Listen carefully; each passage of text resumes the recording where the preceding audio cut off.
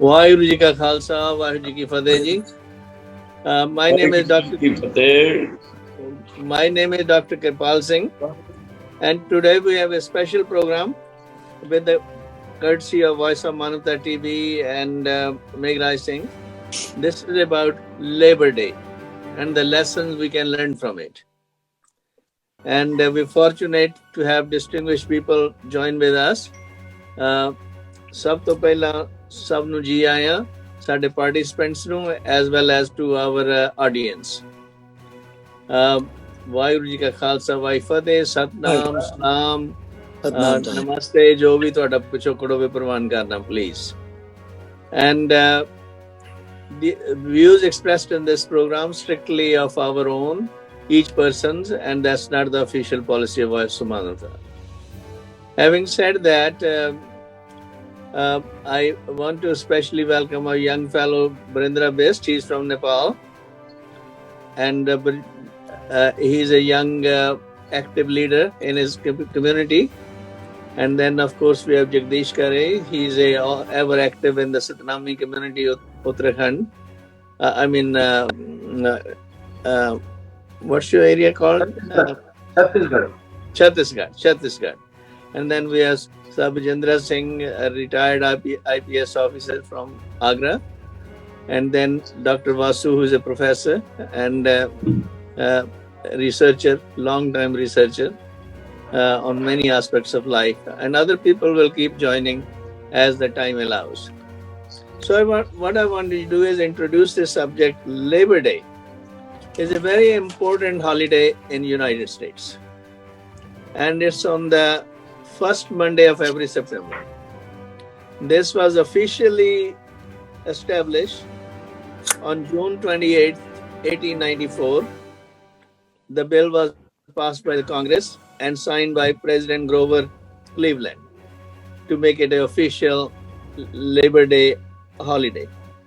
The idea of this is to celebrate the contributions and achievements of the American worker. And this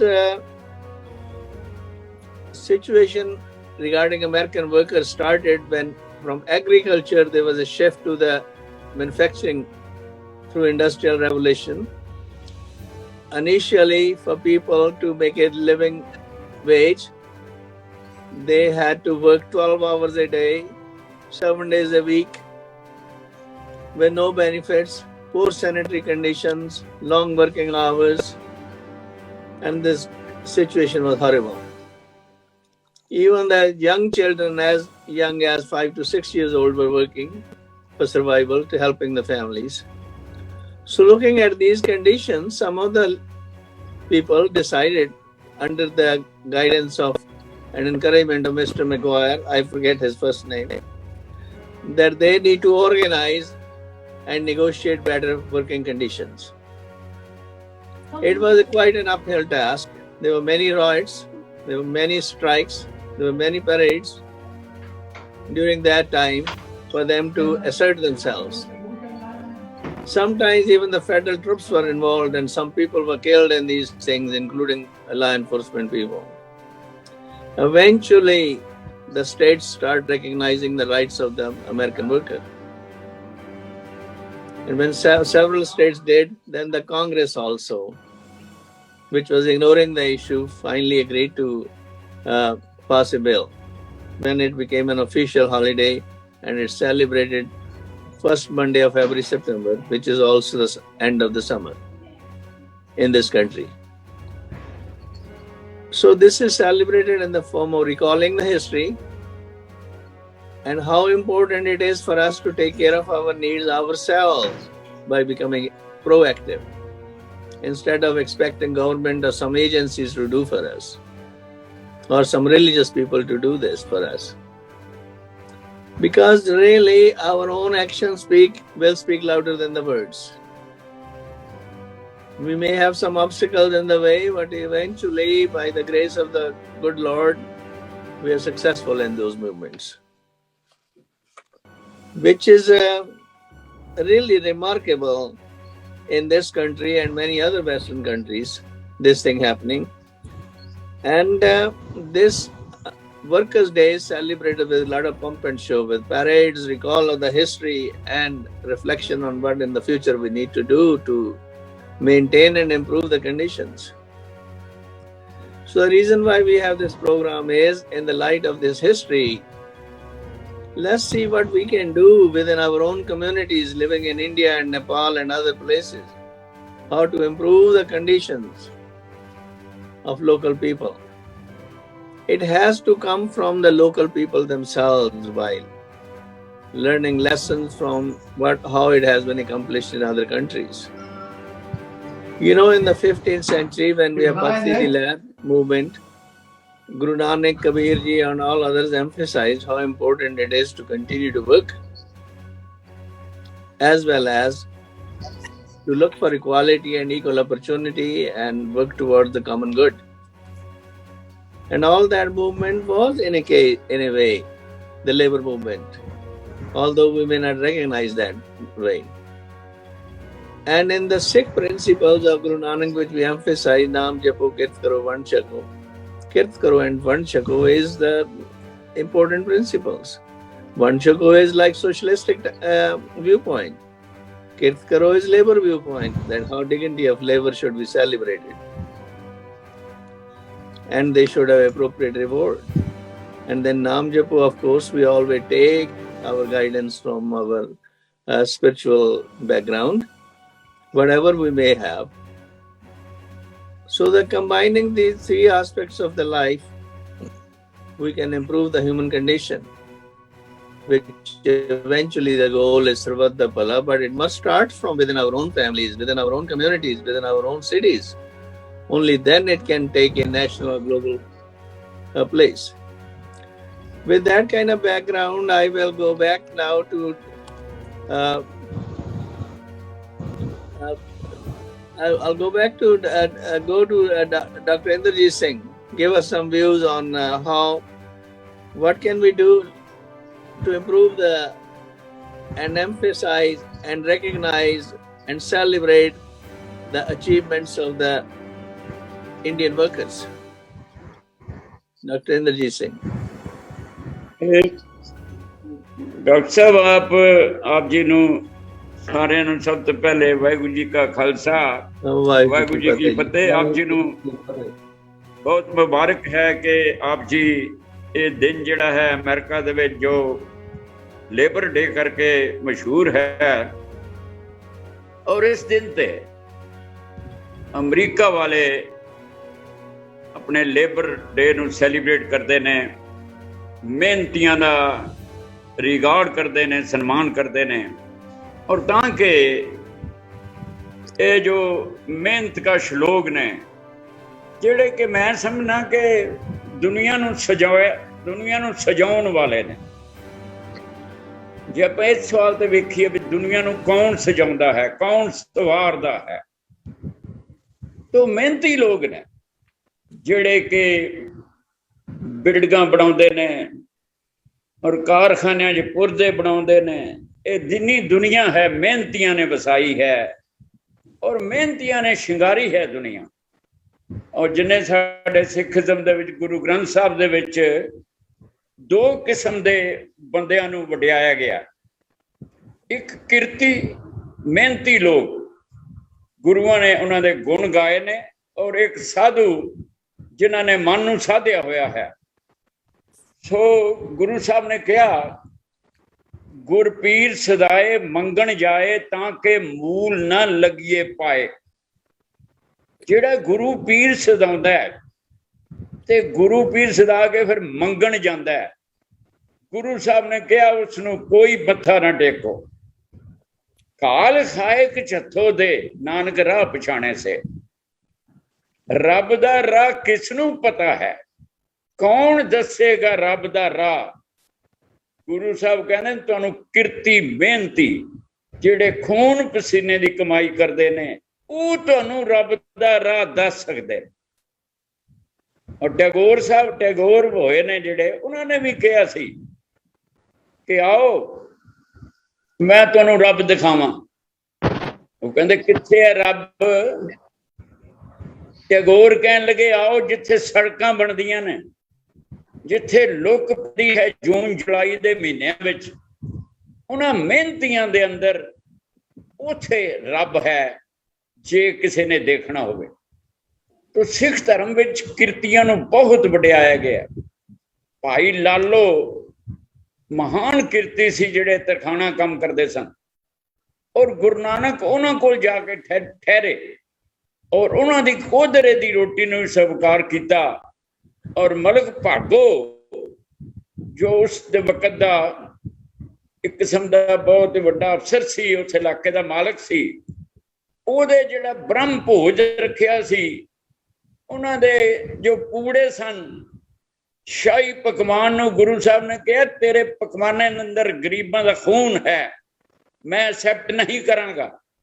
भाई लालो दी उन्हां रोटी नूं दुध दे बराबर दसिया सी। तो इस तरह सिख धर्म में जदों अमृतसर शहर वसाया गुरु रामदास जी ने, उदों भी डॉक्टर साहब 51 जातियां जिन्होंने दस्तकारी का काम आउंदा सी, वो लभ लभ के वसाइया गई। और हर साल जदों गुरु रामदास जी का गुरपुरब हुंदा है, मैं कई बारी कवि दरबारां जांदा रहा, और उस दिन 51 जातियां दे एक एक बंदे नूं लभ के स्टेज दे उत्ते सन्मानित किया जाता, और 11,000 का चैक दे के उन्होंने सन्मान किया जाता। असल विच समाज जिहड़ा मेहनतियां दे सहारे चलदा है, ये किसे जिन्ने संत भगत ने उन्होंने किते कोई कारखाने जो पुरजे नहीं बनाए। ये मेहनती लोग ने जिहड़े शिंगारदे ने दुनिया नूं। चित्रकला जिहड़ी बुत कला है जां जिन्नी मीनाकारी है, जिन्हें हुण हरमंदर साहब जाओ, जिन्नी मीनाकारी है, जिन्नी चित्रकला है, वो मेहनतियां दी बनाई हुई है। और सारी सारी उम्र लोगों ने उथे चित्रकारी की है। मैं यही कहना चाहांगा कि अमेरिका दे विच सन्मान किया जाता है, जिद्दां अमेरिका च दरअसल परेडां कीतियां जांदियां, इदां साडे लोकां नूं भी परेड दे जरिए उन्हां नूं पिकनिक पार्टियां कीतियां जांदियां ने अमरीका दे विच। सानू होर भी इहो जे सन्मान करन दे ढंग जिहड़े ने अमरीकनां तो सीखना चाहिए। धन्नवाद जी। हाँ जी, थैंक यू जी। अच्छा, मैं इत्थे हुण I am going to move to Jagdish करे। तुसीं अपने विचार दसो इस बाबत। जगदीश जी, अनम्यूट योरसेल्फ, अपने विचार दसो। वाहेगुरु जी का खालसा, वाहेगुरु जी की फतेह। दुनिया के तमाम मजदूर भाइयों को, बहनों को सबसे पहले आज लेबर्स डे की बहुत बहुत बधाई, शुभकामनाएं।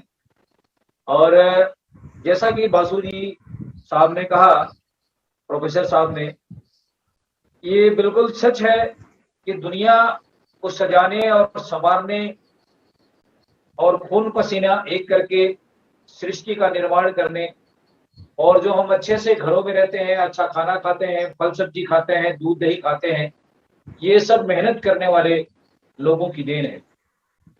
तो इनका सम्मान होना चाहिए, क्योंकि दुनिया के अंदर में कोई बड़ा आदमी मजदूरी का काम नहीं करता है, घर को सजाने का काम नहीं करता, खेती का काम बहुत कम लोग करते हैं, लेकिन हार्ड वर्कर अगर कोई करता है तो वो मेहनत का मजदूर है। इसके लिए डॉक्टर बाबा साहब ने भी बहुत संघर्ष किया, उनके लिए नियम कानून बनाए। पहले लोग 12-12 घंटे, 16-16 घंटे काम कराते थे, लेकिन बाबा साहब ने देखा कि मजदूरों को कोई सुनने वाला नहीं है, उनके दुख दर्द को देखने वाला नहीं। छोटे छोटे बच्चों से काम कराए जाते थे, लेकिन भारत में उन्होंने दुनिया की तमाम कानून और ज्ञान की पढ़ाई करने के बाद में उन्हें जब भारतीय संविधान लिखने का अधिकार मिला, तो उन्होंने श्रमिकों के लिए, मजदूरों के लिए कानून बनाए। यहाँ तक कि महिला मजदूरों को, उनके बच्चों को जहाँ पे काम पे जाते हैं वहाँ पे उनके खाने पीने का, रहने का और उनके जो काम करने का जो घंटे तय किए गए, मजदूरी दर उनका फिक्स किया गया, ये बाबा साहब की देन है। आज हम बाबा साहब को भी याद करते हैं, क्योंकि उन्होंने भारत के मजदूरों की समस्या को समझा और उन्होंने दुनिया के अंदर में नियम कानून बना करके संडे का दिन छुट्टी भी घोषित किया और उनको सेलिब्रेट करने के लिए भी मजदूरों के लिए अपना खुशी इजहार जाने के लिए उनके जीवन के जो दैनिक वेतन है वो भी उन्होंने निर्धारित किया। तो लेबर्स डे के अवसर पे दुनिया के तमाम मजदूर भाई बहनों को हम आज यही कह सकते हैं कि ये Thank नियम you. कानून और सख्त हो और मजदूरों को मान सम्मान मिले। जी Thank you, Jagdish ji. Brother, your turn here. You have heard Dr. Vasu talking about Jagdish कह रहे नेपाल में कैसे हालात हैं? How can local condition be improved? Looking at other countries. Virendra Singh ji अपनी आवाज को म्यूट करें। अपने अनम्यूट करो। Thank you, Dr. Kirpal, and thank you so much, Jagdish sir and Indrajit sir. I just, heard, your opinion, right? But, on this auspicious, occasion of International, Labor Day, regarding to my country, right? There is, still, discrimination, right? In terms of wages, right? Labor are working day and night, for our, for our safety, for our livelihood, right? I think so many laborers are here, but still, they are fighting for their, for their, good arrangement, right? But the government is not still, working for them, right? We go to, different places. We see a lot of laborers, right? They are working day and night, to get at least, their wages. But if you see the realistic situation in my country, right, there is discrimination. It's still discrimination, right? It is because of maybe political instability, or maybe different kind of situation, right? Because upper caste as well as lower caste, right? There is caste discrimination as well in our country. But I respect labor. Even my papa, my dad used to be labor. When he used to work in India. And still, I remember, because of dignity, his laborious mindset.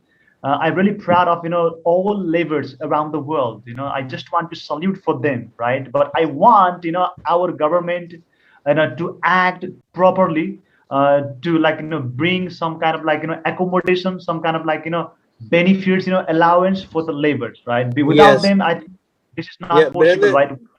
Yeah. Brother ji, government don't do this. Government नहीं कुछ करेगी इसमें, लोगों को अपने हाथ में लेनी पड़ेगी, मेहनत करनी पड़ेगी। गवर्नमेंट तो उन लोगों की है जो कितना किराया चाहते हैं। गवर्नमेंट में ऐसी कंपैशन की बात नहीं है, वो तो खून चूसने वाले लोग ही हैं गवर्नमेंट में। ब्रिंद्रा जी विजेंद्रा जी आप तो अपने विचार पेश करो। Unmute and I would like to congratulate the liberal classes of USA. They are very, very lucky in the respect that in these countries the dignity of labor is duly recognized.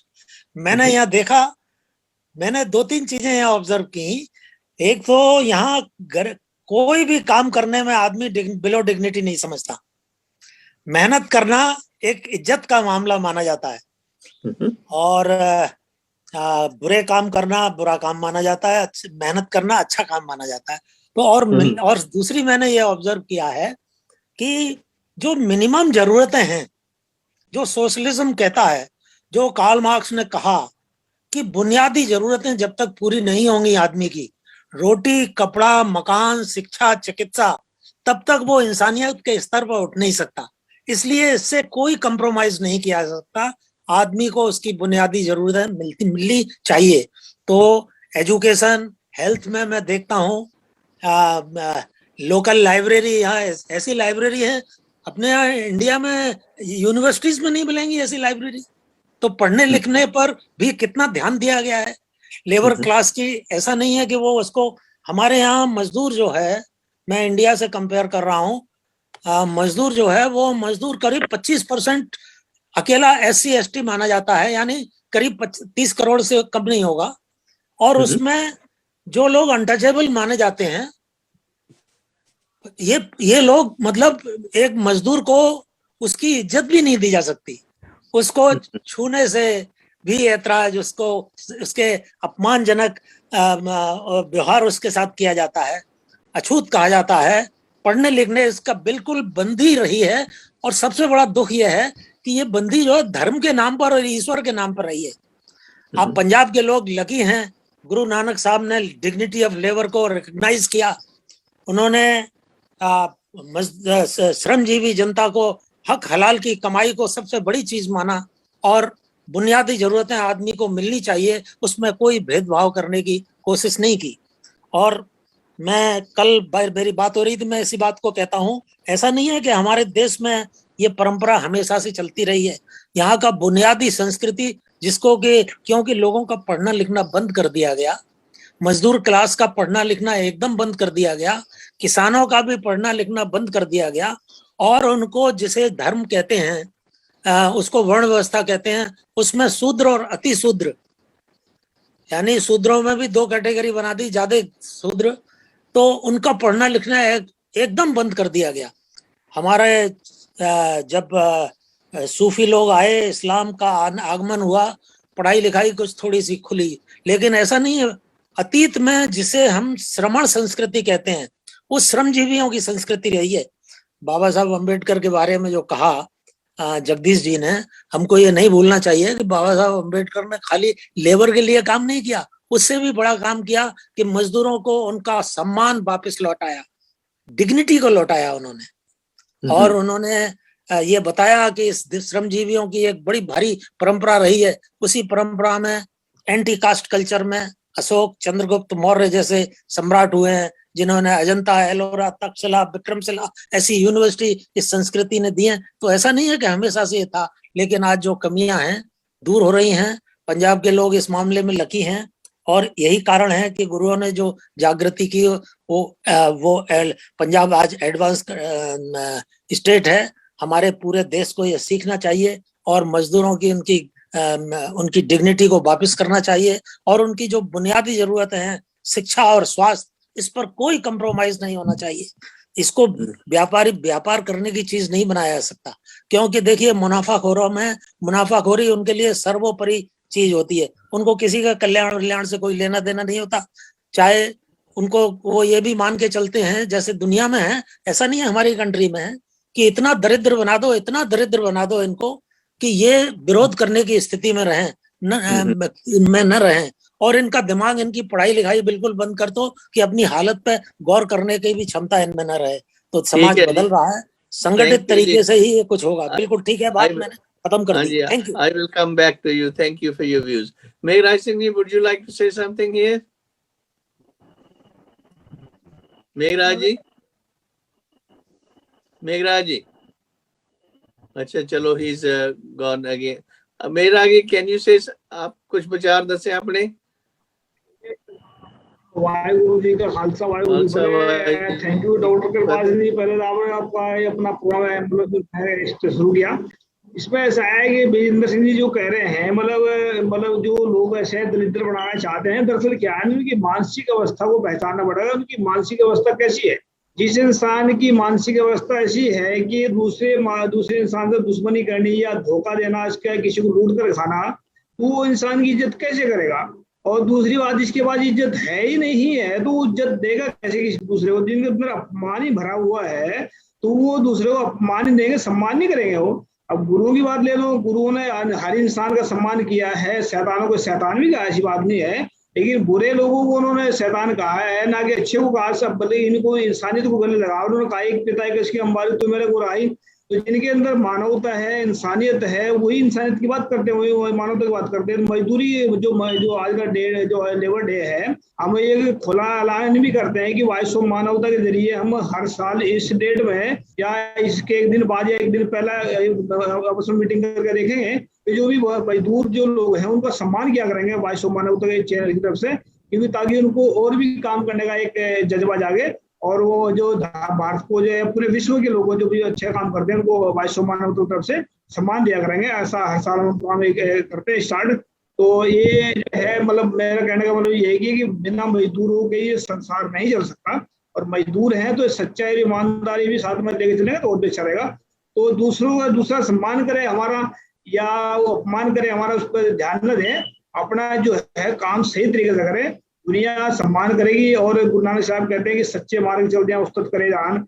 जब सच के मार्ग में चलता है इंसान, चाहे वो दिहाड़ीदार है या कोई नंबरदार है या कोई राजा महाराजा है, तो उसका सम्मान दुनिया करती है, ना कि उसको सम्मान की जरूरत नहीं पड़ती है। गुरु नानक साहब तो ये भी कहते हैं कि कोई हमें कोई कहे भूतना, कोई कहे बेताला, तो फिर जो सम्मान की उनको जरूरत नहीं पड़ती। जिनके अंदर खुद के अंदर सम्मान भरा होता है, जिनके अंदर प्यार भरा होता है, वो किसी के सम्मान की जरूरत नहीं।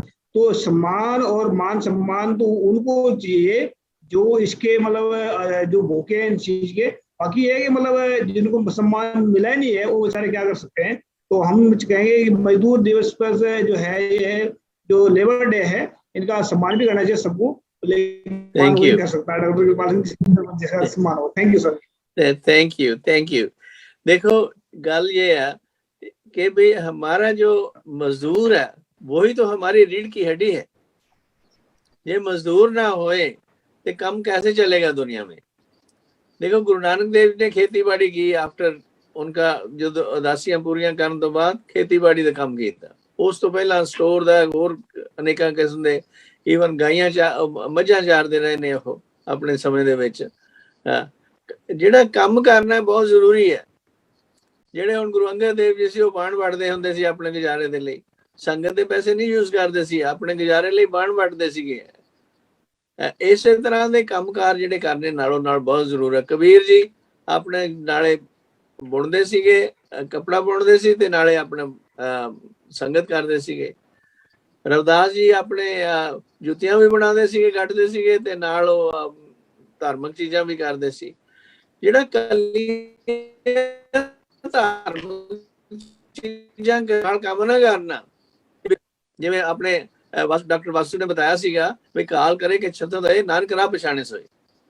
ਜਿਹੜੇ ਇਸ ਤਰ੍ਹਾਂ ਹੀ ਗੱਲਾਂ ਕਰੀ ਜਾਂਦੇ ਆ, ਹਾਂਜੀ ਇਹ ਹੋ ਗਿਆ स्वर्ग बन गए, ये हो गया वो हो गया, ये देवी देवतियों की गल्लां बातें करके लोगों को पखंडवाज पैदा कर रहे हैं अपने पेट भरने के लिए। इससे हमें निकलने की जरूरत है। निकलने का तरीका यही है कि भी हम आम साधारण लोग में ये जागृत पैदा करें कि अपने पैसे वेस्ट ना करो इन रिचुअल से। लोगों के पंडितों के साथ जाके, जहाँ पंडितों जैसे लोग हैं आगे उनके जेबा ना भरो, वही पैसे अपने कारोबार में लगाओ, अपनी एजुकेशन में लाओ, बच्चों की परवरती दे लई लगाओ, फिर साडे समाज की जिहड़ी तरक्की हो सकती है। सो सानू ये जिहड़ी सोचनी बदलनी बहुत जरूरी है। अमेरिकन वर्कर दी भी सोचनी जिहड़ी सीगी इन्हां चीज़ां नहीं बदली। गवर्नमेंट कुछ नहीं करती किसी दा, ना जिहड़े धार्मिक लीडर है कुछ करते हैं, ਉਹਦਾ अपना पेट भर जी जुड़े होंदे ने अपने पावर ਨੂੰ बहाल रखने दे लई।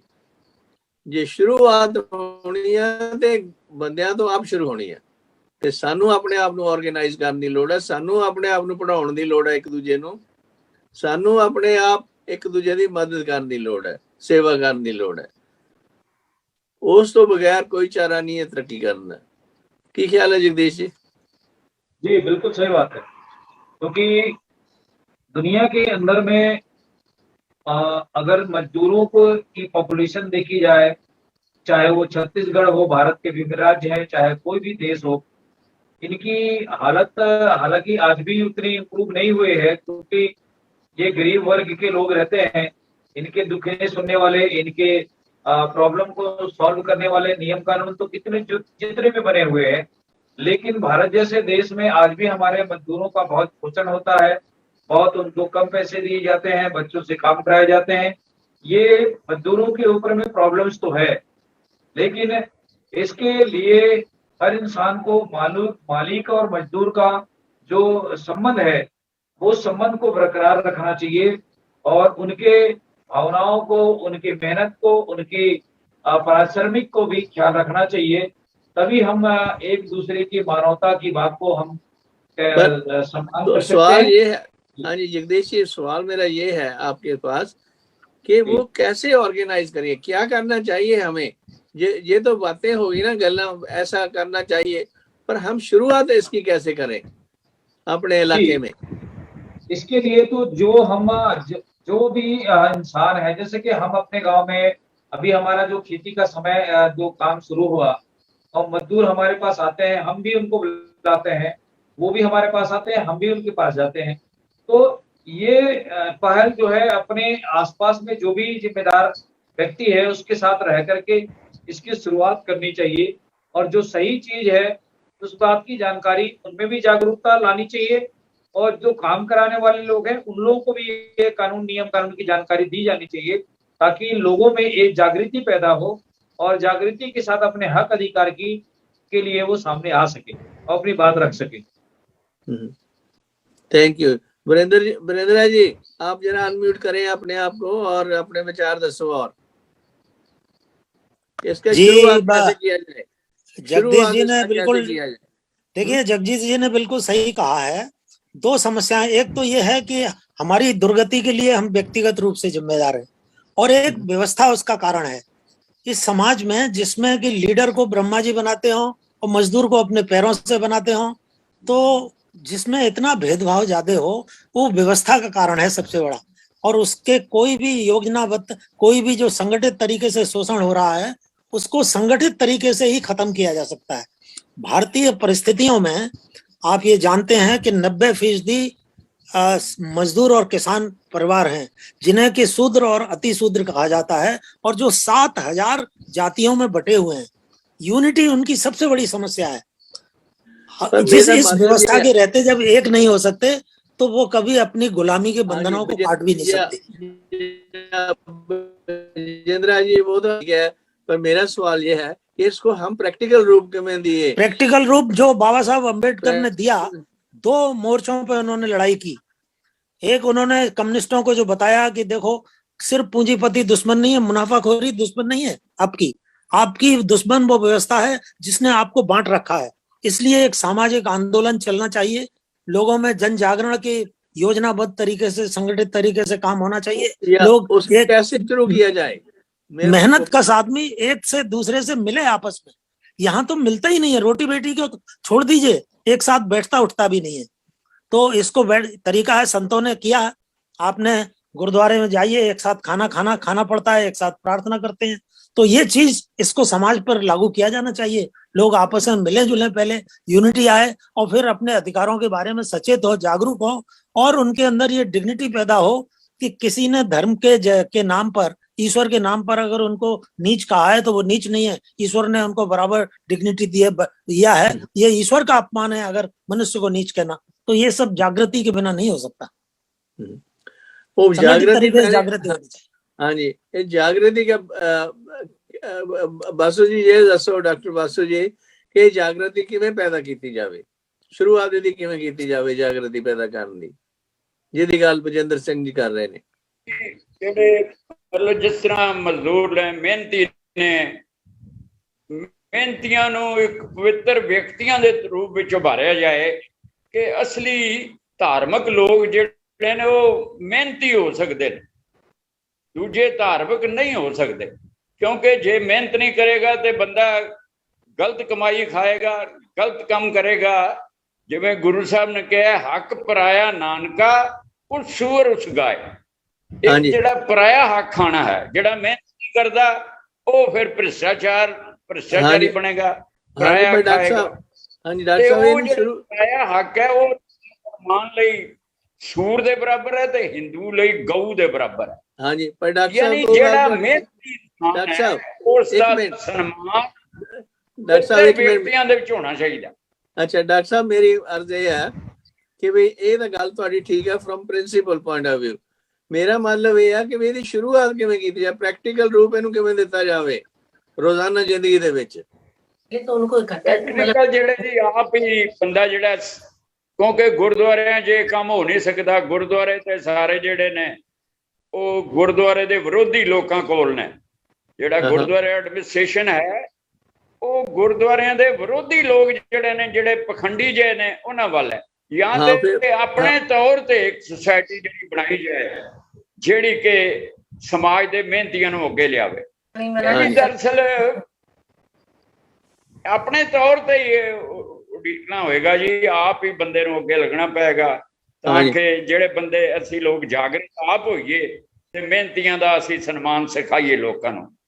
Thank you. कि जेड़े ਵੱਡੀਆਂ ਹੁਣ ਐਡਮਿਨਿਸਟ੍ਰੇਸ਼ਨਾਂ ਜਿਹੜੀਆਂ ਨੇ ਗੁਰਦੁਆਰੇ ਦੀਆਂ, ਉੱਥੇ ਮਿਹਨਤੀਆਂ ਦਾ ਕੋਈ ਸਤਿਕਾਰ ਨਹੀਂ ਹੈ।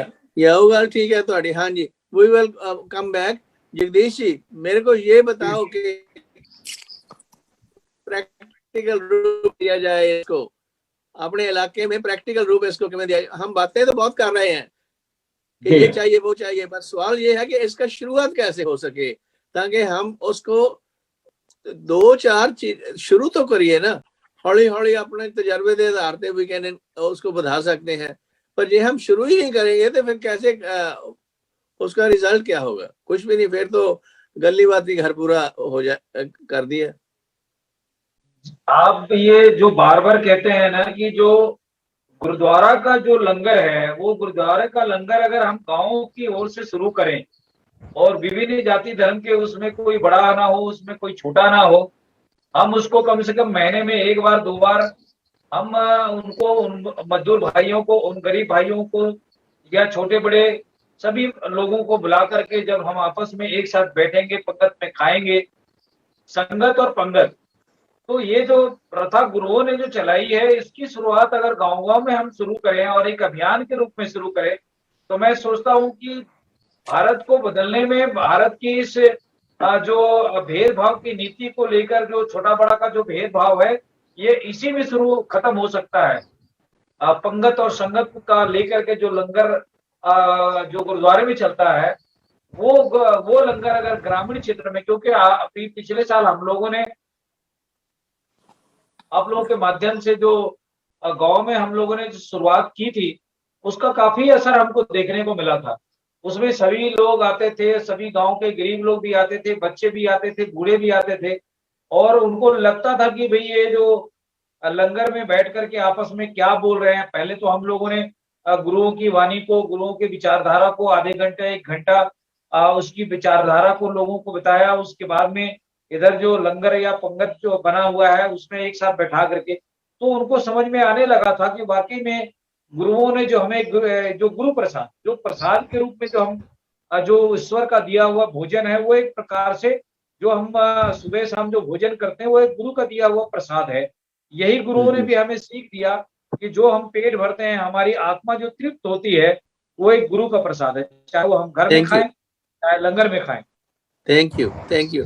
बरिंद्रा बेस्ट, आप बताओ कि कैसे शुरुआत अपने गांव में कैसे शुरू कर सकते हैं आप एक दूसरे को नेड़े लाने के लिए? हाँ सर, ये मुझसे कहा जा रहा है अभी विजेंद्र सिंह। हेलो हाँ जी, आपको ही कहा जा रहा है जी। हाँ जा, ठीक है, थैंक यू। देखिए, मैं इस बात से बड़ा प्रभावित हूँ, कृपाल सिंह साहब की अंतर आत्मा से ये महसूस कर रहे हैं कि किस तरह लोग जो अपमानित हो रहे हैं, पीड़ित हैं, शोषण उनका हो रहा है, वो कैसे रुके। और ये संतों की भी मंशा है और महापुरुषों की भी मंशा है।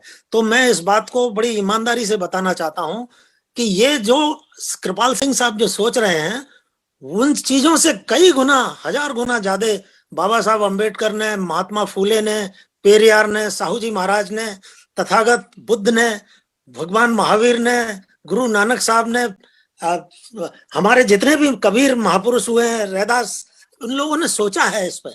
तो ये एक आंदोलन है, जन आंदोलन है। इसको आप चाहे भक्ति आंदोलन कहिए, फूले अम्बेडकर पेरियार आंदोलन कहिए, हमारे महापुरुष हैं, उनसे हमें प्रेरणा मिलती है, हम उस आंदोलन के बारे में जानते हैं, तो हमारी आत्म सम्मान जागृत होता है। और उन्होंने क्योंकि संघर्ष करके दिखाया है, यहाँ तक इतना बड़ा परिवर्तन किया है। आप सोचिए, 1918 तक आखिरी ब्राह्मण राज था, जिसे पेशवाओं का राज कहते हैं। अम्बेडकर साहब की जो परिवार था, जो जिस कम्युनिटी से आते थे, पीछे झाड़ू बांधा जाता था, गले में मटकी लगाई जाती थी। ये क्या ऐसे ही हट गया है? ये बहुत बड़ा आंदोलन चला है। ये बात दूसरी है कि अंग्रेजों का सहयोग मिला इसमें। आज हिंदुत्व के नाम पर वो शक्तियां सिर उठा रही हैं, जो कि इनकी जो गुलामी की जंजीरें कटी हैं, उनको फिर से गुलाम बना देना चाहती है। तो हमारे लिए यही तरीका है कि हम कबीर, महात्मा फूले, रैदास, अम्बेडकर, पेरियार, गुरु नानक साहब, इनके मंतव्यों को समझें, इनके संदेश को समझें, और इनके नाम पर वो एक आंदोलन है, 150 साल से चल रहा है, 200 साल होने जा रहे हैं। 150 ये छोटा मोट, ये ऐसा नहीं है कि हमारे दिमाग में आ रहा है। हमको उस आंदोलन को पढ़ना चाहिए, उन महापुरुषों की जीवनी को पढ़ना चाहिए। और लोग पहले से काफी संगठित हैं, काफी जागृत हैं। अगर ये जागृत नहीं होती तो ये हिंदूवाद का नारा न लग रहा होता। आज हिंदू मुसलमान के कहकर दंगे न कराए जा रहे होते। आज किसानों के को खालिस्तानी न कहा जा रहा होता। एक समाज बड़े परिवर्तन के दौर से गुजर रहा है। हमको अपने आंदोलन की जानकारी होनी चाहिए और हमको उससे सीख लेनी चाहिए। धन्यवाद। Thank you.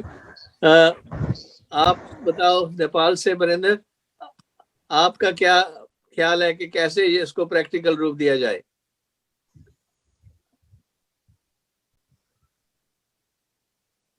बोलो जरा आप। हाँ विष्ट जी, वीरेंद्र विष्ट जी आप बोले नेपाल से। Okay, okay. Oh, you are, this is for me. Okay, sorry, Dr. Kirpal, I was like, confused, right? You were pointing my name. Okay, tell me like, the question, right?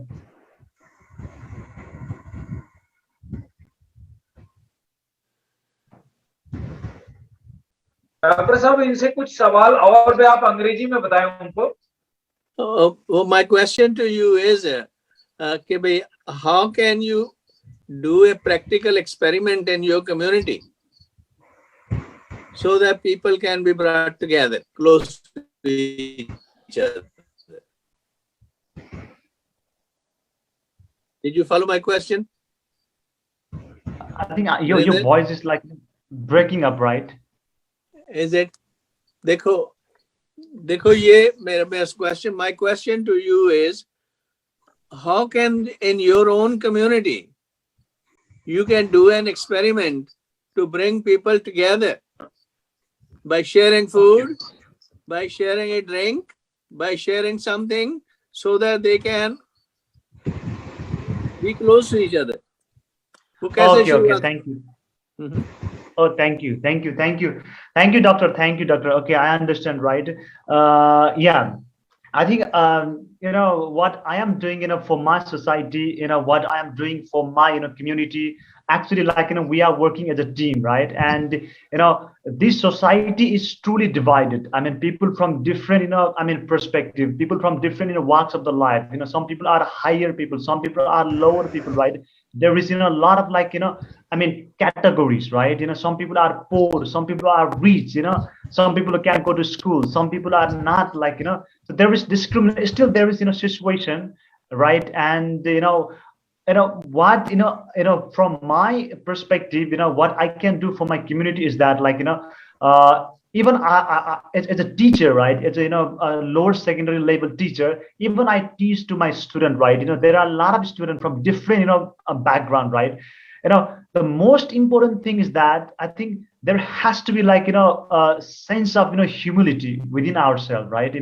Like, I can train them. I can give some, like, training classes, right? I can teach them how to improve their habitual acts, and how to make them very much, like, energetic, right? How to advocate, how to fulfill their like basic needs, right? And the second thing is that, like, is I'm approaching to eradicate social evils, right? And there are a lot of social issues in my society. The first one is that problem with education, right? Normally, people with low wages, low income, they cannot afford their schooling, right? They cannot afford stationery, right? So I can reach those people, right? At least I can, like, encourage them. I can give, like, some few amounts of, like, money, so that their kids, so that their children can go to school, right?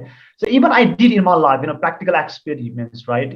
I used to teach to those children as a home tutor, right? So that they can get the inspiration, they can be educated, right? They can serve their nation, they can serve their community.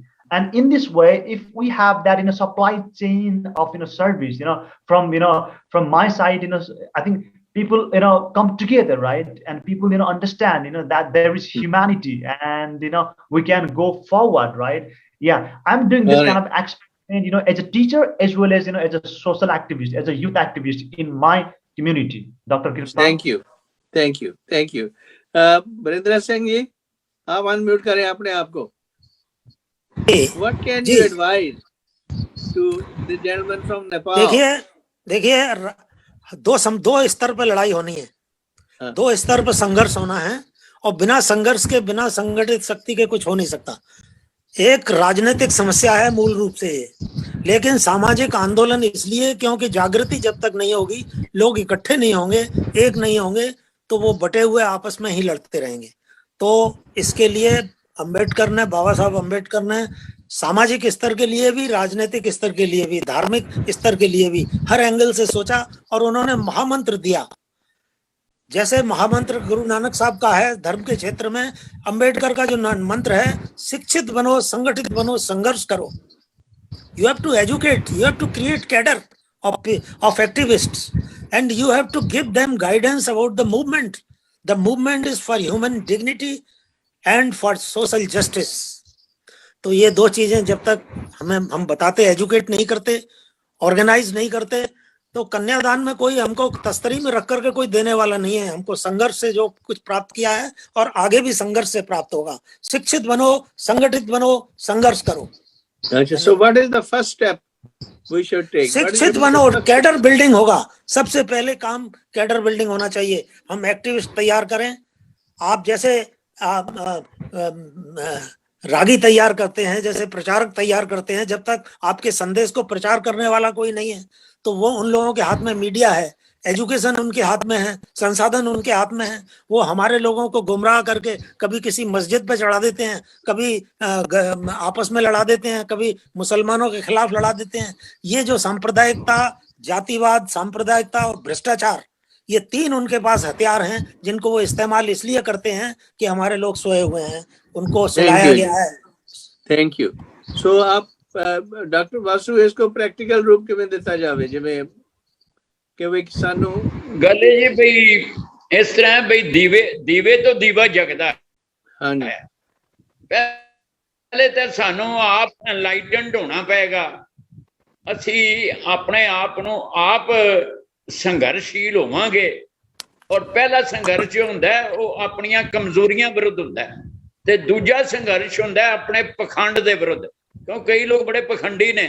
गुरु साहब ने कहा कि पहले जिहड़े लोग फरेबी लोग ने, वो अपने फरेब नूं छुपाउण लई वो होर ही तरह दे अपने संत, मतलब यह है कि बंदा जिहड़ा पहले अपने आप नूं पूर्ण बनाउण दा यतन करे, फिर ओदे अंदर जेड़ी स्पिरिचुअल हाइटेंड आएगी, वो दीपक बनेगा। जिदा महात्मा बुद्ध ने कहा सी कि अपने दीपक आप बनो, किसी ने तुहानू दीपक नहीं बनाना। एनलाइटेंड हो के फिर बंदे जिहड़े ने समाज में जो भी काम करनगे वो ठीक करना। थैंक यू जी।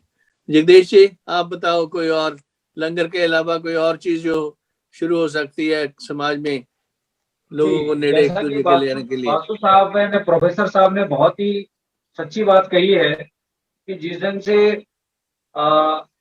गौतम बुद्ध साहब ने अपने ज्ञान के बल पर, अपने तप के बल पर जो उन्हें अनुभूति हुआ, तो ये सच बात है कि आत्मदीपो भव, हम अपने जीवन में प्रकाश स्वयं ला सकते हैं। जैसा कि गुरजन सिंह जी ने भी कहा कि बहुत सारे जो लाचारी और बेगारी और गरीबी की जिम्मेदारी हमारे अपने खुद के करतूत बने हुए हैं, और इसके कारण जो है लोगों के अंदर में दिनों दिन गरीब गरीब होता जा रहा है, अमीर अमीर होता जा रहा है।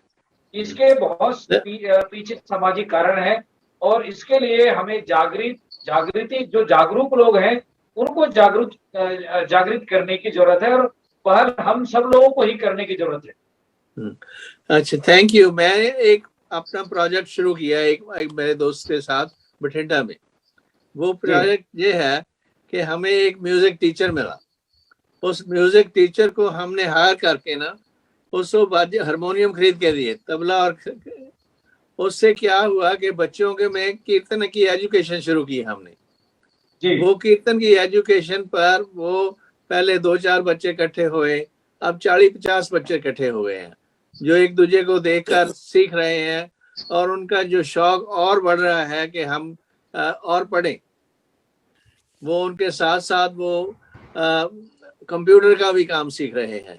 कि उनका ऐसे बच्चों को जोड़कर हम प्रैक्टिकल रूप में ये कोशिश कर रहे हैं कि वे कैसे उनको बरोबरता भी सिखाई जाए, गुण भी सिखाए जाए और धार्मिक विद्या भी साथ साथ चले, कि उनका जो मॉरल बेस है वो भी बढ़ सके और स्किल्स भी बढ़ सके, ताकि वो इवेंचुअली अपने आप अपने पैरों पे खड़े हो सकें। This is our project. जी, ये बहुत ही अच्छा सजेशन है, क्योंकि जो संस्कृति है या जो संगीत है, इसके माध्यम से लोगों के अंदर में एक ललक भी पैदा होती है और नई नई ज्ञान के माध्यम से आपस में एक दूसरे के साथ जुड़ते हैं और संस्कृति विरासत की देन है। ये जो आपने शुरुआत की है, ये भी एक अच्छा समाज में एक लोगों को जोड़ने का काम कर सकता है। जी। So I thought share with you. We've been doing that for last 3 months, that project, and it's going well. और भी बढ़ रहा है। So my point is कि भाई again हमको कोई प्रैक्टिकल तजर्बे शुरू करने चाहिए साथ साथ, क्योंकि हम बहुत प्रोग्राम में गल्ला बातें बहुत कर रहे हैं, पर हमको शुरुआत करने की लोड़ है किसी ना किसी चीज की।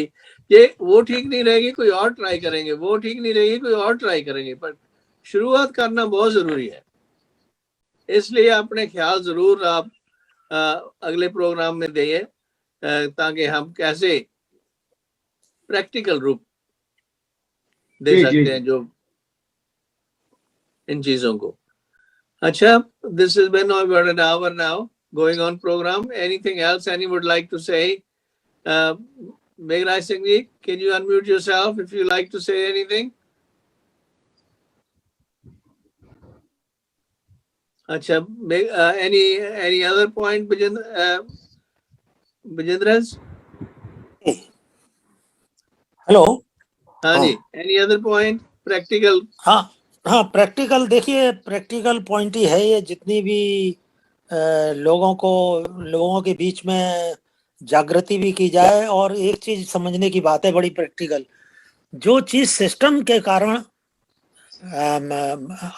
जो शोषण हो रहा है वो सिस्टम को ही से के जरिए ही ठीक किया जा सकता है, और इंडिविजुअल भी एफर्ट किया जाना चाहिए। लेकिन अगर हम सोचें कि इंडिविजुअल कुछ लोगों को सुधारने से व्यवस्था सुधर जाएगी, ऐसा संभव नहीं है। लोगों को जागृत करना पड़ेगा।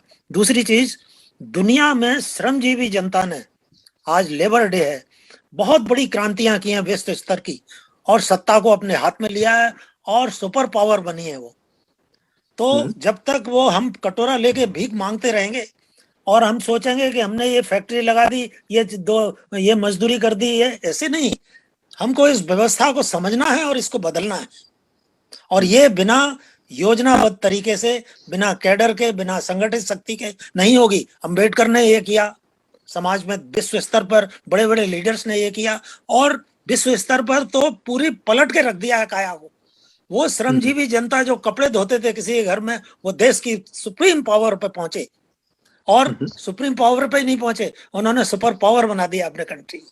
तो ये लेबर डे है, ये इस बात को समझने का है कि व्यवस्था को भी समझिए, व्यक्ति को भी समझिए, और संगठित तरीके से एक्शन करिए। धन्यवाद। Thank you. Any other point anyone would like to say? Okay, well, thank you very much for your participation. I appreciate your contribution. So please think within your own communities how you can start some experiments to improve the local education, improve the local skills and people, and bring them more socially together. Those should be our goals at small level, so that we can practice equality and equal opportunity for all. That's what the labor movement is all about. And but it has to start at some level, somewhere, sometimes. Otherwise, हमारा वो बात हो जाएगी, पंचा का कहना सिर माथे पनाड़ा होते दा होते। You ever heard about that phrase? Punjab में बहुत मशहूर है, पंचों का कहना सिर माथे पनाड़ा होते दा होते। You know, people keep on saying, yeah, हाँ जी ये भी करिए, वो भी करिए, कर वो है पंच। और जो जिसको कहा था कि आप पनाड़ा जो अपना बदल के ऐसे नहीं ऐसे करना चाहिए, ठीक है, हाँ जी हो जाएगा, चलता है, and he didn't do it. Remain the same thing over and over again, but it's only limited to talking. That's the phrase used in Punjab में पंचा का कहना सिर मथे पनाला होते दा होते. क्यों वासु जी? डॉक्टर वासु जी सुने ये कहावत? और जी सवाल ये है कि कुछ ना कुछ जिंदगी च कंडे कंडे कहते ने बहुत ने, पर कोई ना कोई कंडे चुकने चाहिए सानू. कुछ ना कुछ अपनी जिंदगी जान लगे दुनिया बेटर बना के जाना होए. कुछ ना कुछ जिंदगी नू अगे तुरन लई अपनी मिसाल देनी पैगी. और दुनिया जो है जे आपां गतिशील ना होए तां जेड़ा खड़िया पानी हुंदा है वो बुस जांदा है. निर्मल पानी दे नरोई जिंदगी, गंदला गर्द गुबारी मारे घेसला. तो सानू निर्मल जीवन जी के ते जीवन च एक गतिशील होके और दुविधा तो नाश करके, और इवन इत्थों तक के गुरबाणी ते कहंदी कि तुसी गॉड नू रिप्रेजेंट करना दुनिया विच, तुसी गॉड दे एजेंट बन के दुनिया च काम करना.